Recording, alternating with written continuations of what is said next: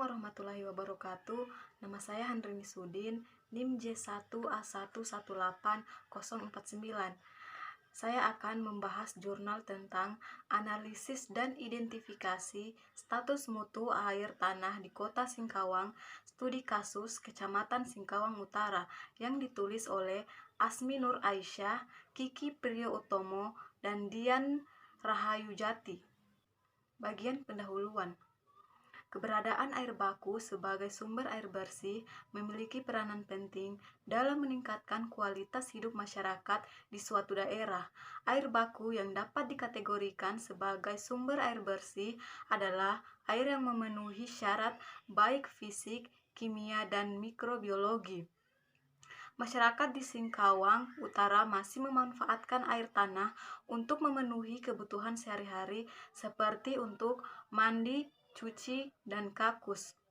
Sedangkan metode yang digunakan dalam penelitian ini yaitu menggunakan teknik purposive sampling, yaitu di mana teknik pengambilan sampel secara sengaja dengan pertimbangan tertentu, dan peneliti membagi kawasan penelitian menjadi 7 titik lokasi berdasarkan wilayah administratif atau berdasarkan kelurahan. Baik, selanjutnya yaitu alat dan bahan.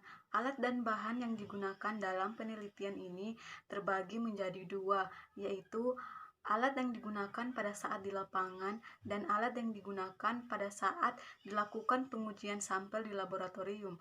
Alat yang digunakan pada saat di lapangan yaitu alat tulis, aluminium, foil, botol sampel berukuran 1500 dan 100 ml beserta tutup botolnya yang sudah disterilkan, jergen, coolbox, kertas label, meteran, plastik, pH meter, termometer, tali, dan tisu.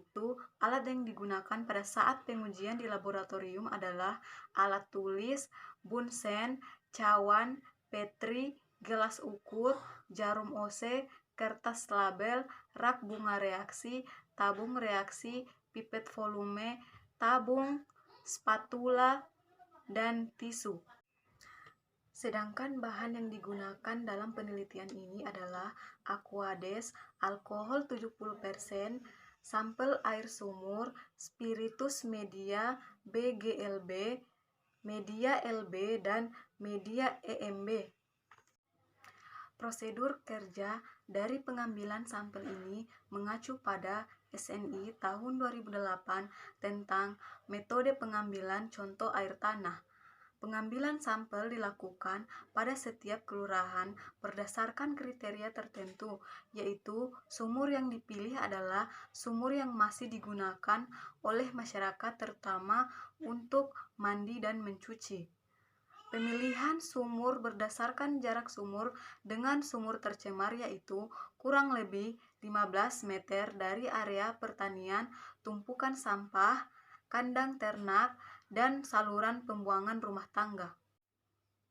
Kesimpulan dari jurnal ini yaitu berdasarkan hasil analisis dan pembahasan maka dapat disimpulkan bahwa status mutu air tanah di Kecamatan Singkawang Utara tergolong dalam tercemar ringan dengan nilai -7,2. Upaya yang dapat dilakukan dalam pengelolaan kualitas air tanah di Kecamatan Singkawang Utara adalah dengan melakukan pemantauan kualitas secara berkala, memperhatikan aspek sanitasi dari segi pembuatan sumur maupun dari lingkungan sekitar sumur, dan melakukan pengolahan sebelum menggunakan air tersebut. Baiklah, itulah hasil pemaparan materi dari jurnal yang saya bahas. Kurang dan lebihnya mohon dimaafkan. Billahi taufiq wal hidayah. Wassalamualaikum warahmatullahi wabarakatuh.